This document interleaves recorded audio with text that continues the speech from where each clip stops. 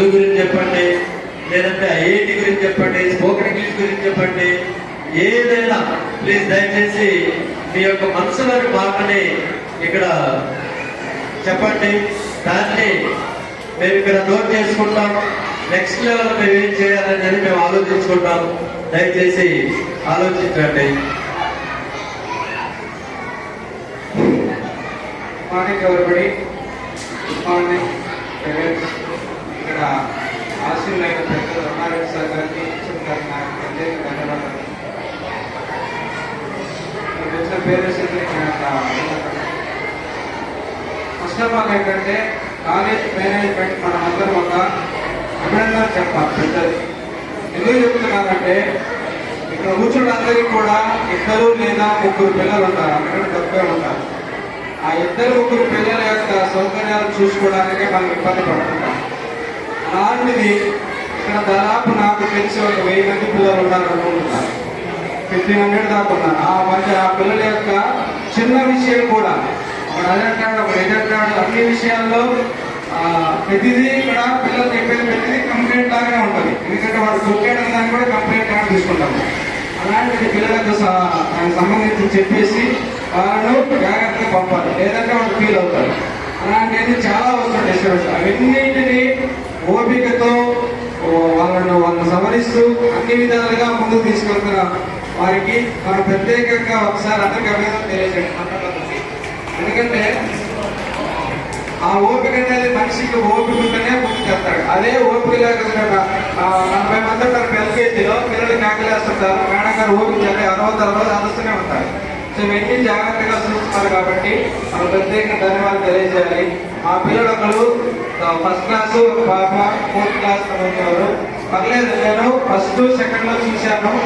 ఆ 3rd వచ్చేసరికి కొంచెం పర్లేదు అనిపిస్తుంది.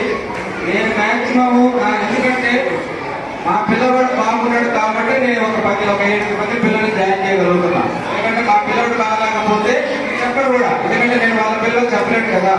సో ఆ క్రెడిట్ కోర్సు సారాలకి. ఎందుకంటే లైవ్ లో పెద్ద ఒకరున్నారు, రాజగోపాల్ రెడ్డి సార్ చెప్తున్నారు. కానీ ఇక్కడ ఉండే చూసే వాళ్ళే మెయిన్ ఇంపార్టెంట్. ఇక్కడ ఈ 2 హ్యాండ్స్ లేవనుకోండి, సపోజ్ కాలేజ్ ఇక్కడ ఫిజిక్స్ యాజమాన్యం కష్టం నడపడం. ఎందుకంటే రమణారెడ్డి సార్ లోపల ఉంటాడు, సార్ మొత్తం తిరుగుతూ ఉంటాడు. ఈ 2 హ్యాండ్స్ ఇక్కడ చాలా ఇంపార్టెంట్. చాలా జాగ్రత్తగా కేర్ తీసుకుంటున్నారు. అన్ని రకాలుగా డెవలప్ చేస్తున్నారు, మన పిల్లలకి డెవలప్మెంట్ చూపిస్తున్నారు.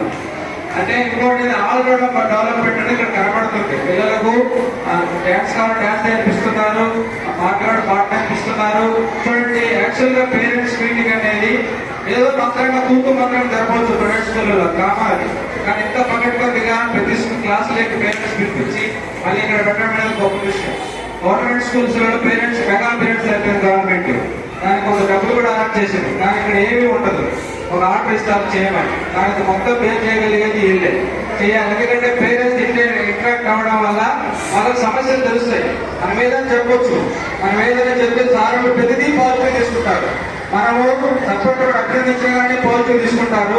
సార్ మా పిల్లవాడు చదవట్లేదు సార్, వాడికి డిసిప్లిన్ లేదు సార్, వాడికి ఇలా బాగా లేదు, పాజిటివ్ తీసుకుంటారు. పాజిటివ్ తీసుకున్నప్పుడే సార్ మళ్ళీ డెవలప్ చేసుకుని ముందుకెళ్ళగలరు స్కూల్. అలా కాకుండా వాళ్ళు ఏదో కంప్లైంట్ చేస్తున్నట్టు చదువుతున్నారు అనుకునే స్కూల్ నడిపే వాళ్ళకి అది లేదు. ఎక్స్పెషల్లీ ఇక్కడికి, ఎందుకంటే నేను గమనించిన చాలా విషయాలు చెప్పింది ప్రతిప్పుడే ఈ రోజు కాకపోవచ్చు. ఎందుకంటే మనం సమస్య చెప్పినప్పుడు రేపే మనకు అది క్లారిఫై కాకపోవచ్చు. ఒక సమస్య అయితే కొంత టైం తీసుకుంటుంది. కానీ ఖచ్చితంగా మన సమస్య అనేది క్లియర్ అవుతుందనే నమ్మకం ఇక్కడ ఉంది. కాబట్టి కాలేజ్ స్కూల్ మాత్రం ఇబ్బంది బాగా ఉంది. కొంచెం ఇంగ్లీష్ కూడా కొంచెం డెవలప్ చేయండి సార్ పిల్లలకు. ఎందుకంటే పిల్లలు రాబోయే కాలం కూడా వాడు ఏ ఎగ్జామ్ అటెంప్ట్ చేయాలంటే కానీ ఇంగ్లీష్ అవసరం అవుతుంది. యాజువల్ గా తెలుగు కూడా కొంచెం పిల్లలకు కూడా నేర్పి, ఎందుకంటే రాయడం అనేది పిల్లలు కొంచెం సరిగ్గా రాయలేకపోతున్నారు. అంటే ఇంగ్లీషే కావాలనుకున్నాడు, ఇంగ్లీష్కి వెళ్ళిపోతున్నాడు. తెలుగు కావాలనుకున్నాడు, ఇక్కడ ఆగుతున్నాడు.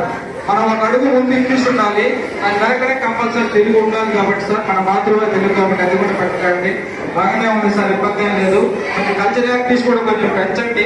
వాళ్ళల్లో కొన్ని క్లాసులు 50 మంది ఉంటే ఖచ్చితంగా 2-3 బాగా పార్టిసిపేట్ చేసే పిల్లలు ఉంటారు. వాళ్ళు ఏదైనా మనం డిస్ట్రిక్ట్ లెవెల్లో కాంపిటీషన్ జరిగినప్పుడు కొంచెం వాళ్ళకు కూడా ప్రోగ్రామ్ వచ్చిస్తే వాళ్ళు కూడా, ఎందుకంటే పిల్లవాళ్ళలో స్కిల్ ఉంటుంది. సారు బయట పెడితే తీస్తాడు, బయట పెట్టే బాధ్యత